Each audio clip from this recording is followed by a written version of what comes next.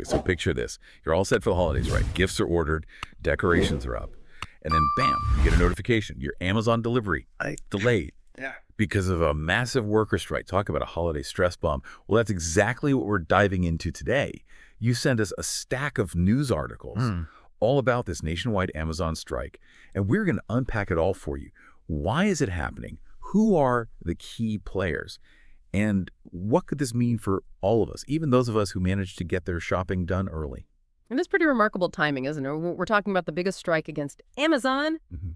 in U.S. history, kicking off just days before Christmas and Hanukkah. On one side, you have the Teamsters Union, a major force representing thousands of workers. And on the other, well, we have Amazon, an absolute titan in the retail and logistics world. This isn't just a local dispute. This has the potential to shake up how we think about labor rights and corporate power in this country. So let's map out the battlefield, so to speak.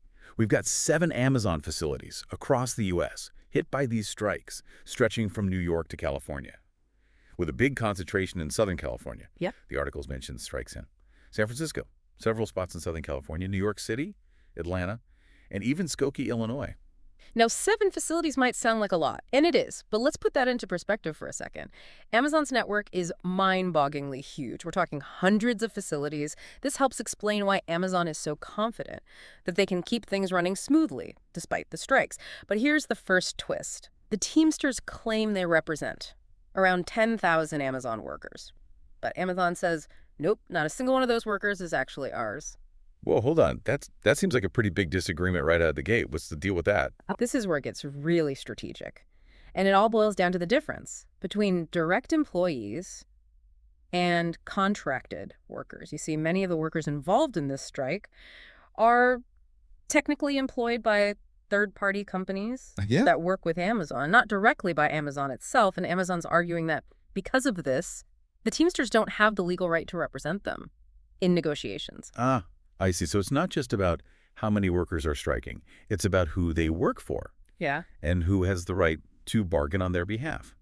Clever, but kind of sneaky, wouldn't you say? It's certainly a tactic, and it reveals a lot about Amazon's legal strategy. But let's not forget the heart of the matter here. What are these workers actually fighting for? The articles all point to the same core issues: better pay, improved benefits, and safer working conditions. Pretty basic stuff, really. Yeah, you'd think in this day and age, those things would be a given, especially for a company as successful as Amazon. So how's this even playing out? What are the Teamsters actually doing to try and force Amazon's hand? Well, they tried the diplomatic approach first. They set a deadline of December 15th for Amazon to come to the negotiating table. But Amazon essentially ignored it.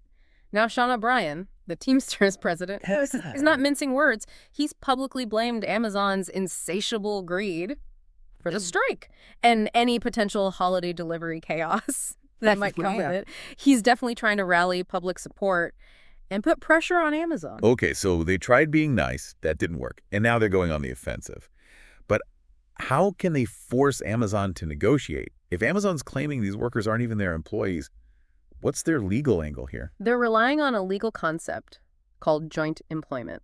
Think of it like this. Yeah. You hire a general contractor to renovate your house, and they bring in subcontractors for plumbing and electrical work. Even though you're not directly employing those subcontractors, you still have a degree of control over their work, right? Right. You're calling the shots on the overall project, even if you're not directly supervising every detail. Yeah. Exactly. The Teamsters are arguing that Amazon exerts a similar level of control over these contracted workers, even if they're not technically on Amazon's payroll. They say that Amazon dictates things like work schedules, productivity targets, and even disciplinary actions, so they should be held responsible for those workers' well-being and right to negotiate. That's a really interesting argument. So they're saying that even though Amazon is trying to create this distance, they're actually pulling the strings behind the scenes and need to be held accountable. Yeah. So how's Amazon responding to all this? Are they backing down or digging in their heels? Well, so far, they're holding firm to their stance that the Teamsters have no business representing these workers and are basically calling this whole thing a PR stunt designed to disrupt the holiday season. One article even quotes an Amazon spokesperson calling the Teamsters' tactics illegal. Strong words. They're also pointing to a recent pay raise and benefits package they rolled out for their employees, arguing they're already taking good care of their workforce. So classic corporate playbook. Deny, deflect, and emphasize the positives. But something tells me the Teamsters aren't going to be swayed by a few talking points. This whole thing is reminding me of what happened last year. at that Amazon warehouse in Staten Island. You know, the one that voted to unionize. With the help of the Amazon Labor Union, or ALU, I remember Amazon fought that victory tooth and nail in court. And that's where this current strike gets even more interesting. Remember how the ALU later joined forces with the Teamsters? That alliance gave the Teamsters a huge boost. In terms of resources and organizing power, what we're seeing now could be seen as round two of that fight, only this time it's happening on a much larger scale, across multiple states, and with the added pressure of the holiday shopping season. Wow, so this isn't just a random strike. It's part of a larger movement that's been building for a while. The stakes seem pretty high for both sides. Absolutely. If the Teamsters manage to secure a win here, it could have a ripple effect, emboldening workers in other industries to demand better treatment, and potentially putting Amazon in a really tough spot. On the other hand, if Amazon can successfully shut this down, it could send a chilling message to labor organizers nationwide. Okay, so we've got this high-stakes legal battle brewing, a potential holiday shopping nightmare on the horizon, and a whole lot of tension between Amazon and its workers. This is a lot to digest. Where do we even go from here? Well, to really understand the potential impact of this strike, we need to look beyond those headlines and dig deeper into the strategies, motivations, and possible outcomes for all involved. And don't worry, we're going to break it all down for you, step by step. All right, so we've laid out the basics of this Amazon strike, but now I want to get into the nitty-gritty. What's the Teamsters' game plan here? How are they hoping to actually win this thing? Well, they're clearly trying to hit Amazon where it hurts its reputation and its bottom line. One of the sources you provided quotes a striking Amazon worker in San Francisco, Janae Roberts, who said, "This strike could cause real problems for Amazon, especially with those last-minute deliveries before Christmas." That's a pretty powerful statement. Yeah, that definitely gets my attention as a consumer. Yeah. No one wants to be the Grinch who gets their gifts delayed because of a strike. Is that really a realistic possibility, though? Can a strike at just 7 facilities actually disrupt Amazon's entire delivery network? It's hard to say for sure. Amazon is adamant that they don't anticipate any major operational impact. But they've been pretty vague about how they plan to pull that off. Remember, they've built this incredibly complex and efficient logistics machine with multiple warehouses, delivery stations, and even their own air cargo operation. So basically they're saying, don't worry, we've got this. But they're not giving us a peek behind the curtain, see how they'll actually manage it.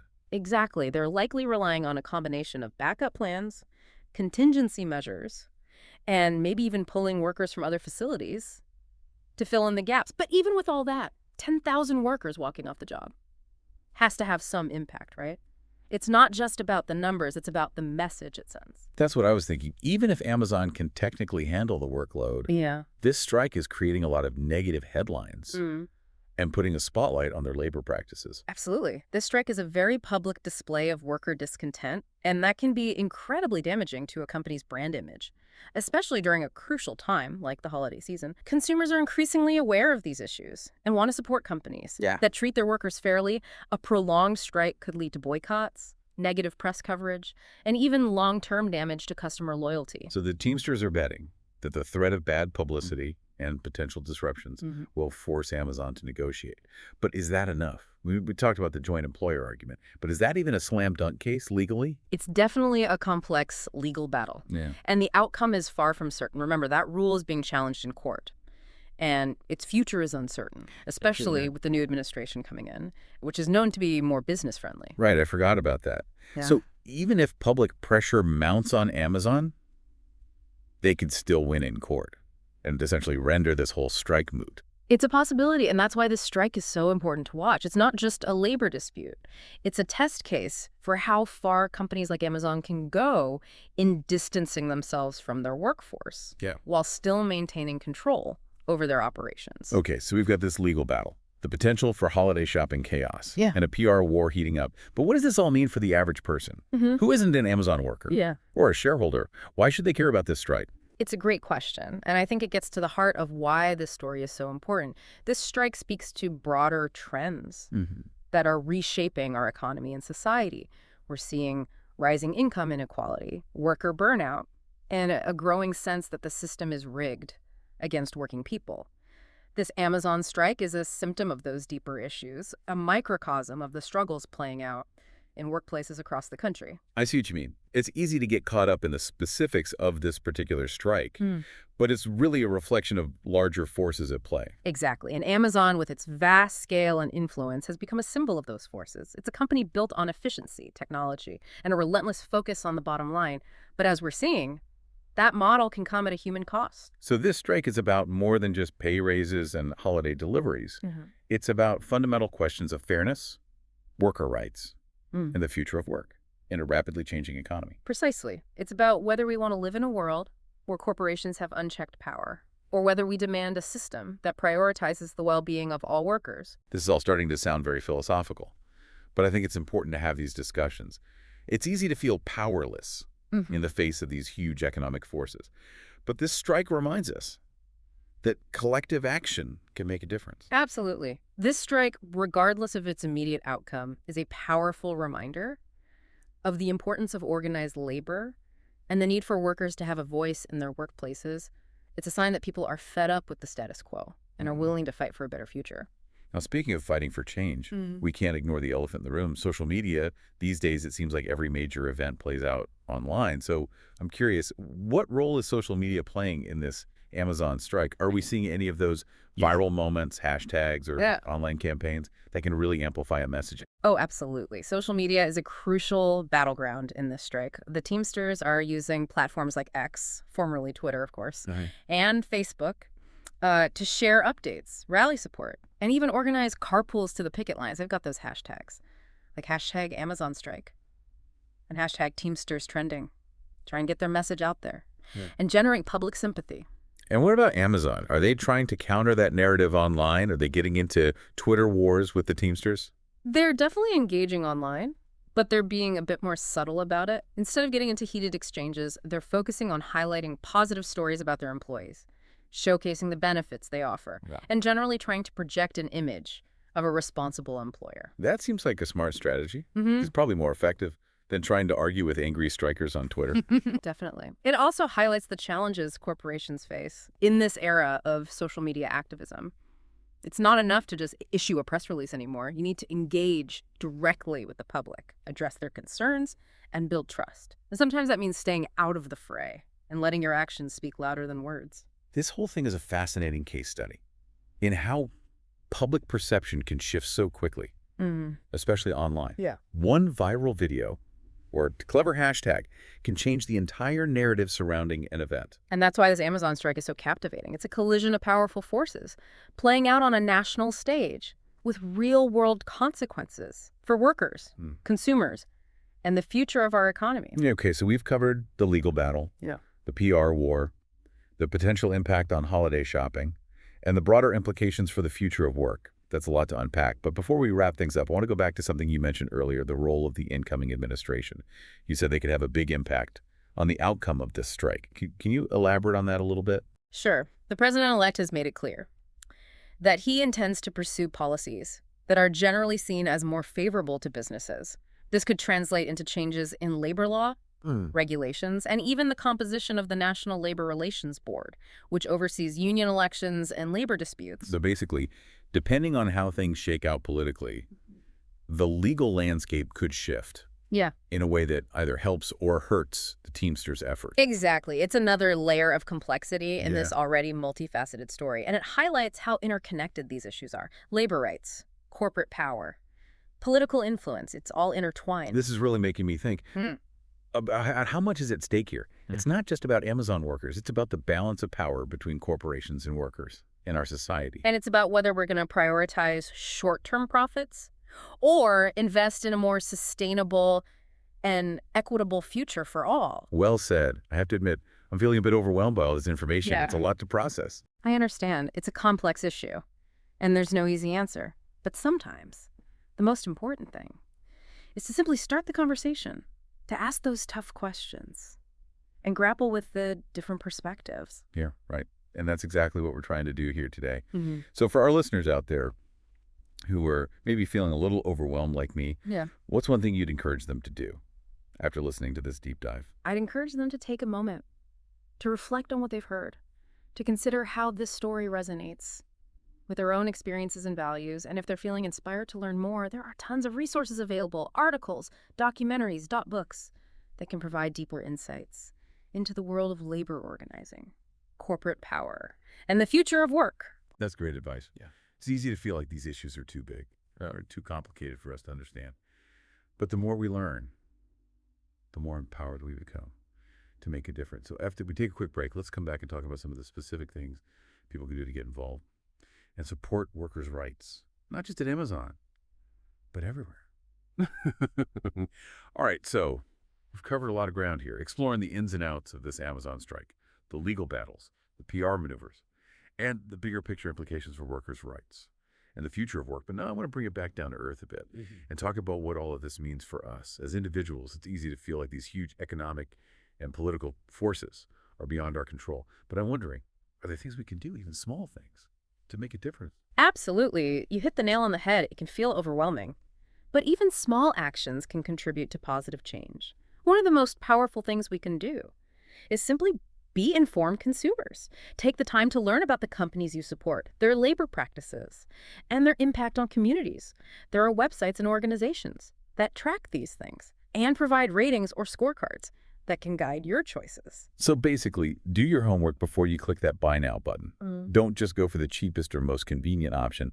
Think about the human cost behind those products and services. Exactly. And remember, you vote with your dollars every time you make a purchase. Choosing to support companies that align with your values is a powerful way to send a message. That makes sense. But what about going beyond just our shopping habits? Are there other ways we can actively support workers' rights, whether it's at Amazon or other companies? Definitely. You can stay informed about labor issues in your community and across the country. Follow organizations that advocate for workers' rights, sign petitions, write to your elected officials, and even attend rallies or protests if you feel strongly about an issue. Those are all great ideas. But sometimes it feels like those actions, while important, can get lost in the noise, especially when you're up against a giant corporation like Amazon. I hear you, but remember, change doesn't happen overnight. It's about building momentum, raising awareness, and shifting the culture over time. One thing that often gets overlooked is the power of simply talking about these issues with your friends, family, and colleagues. Yeah.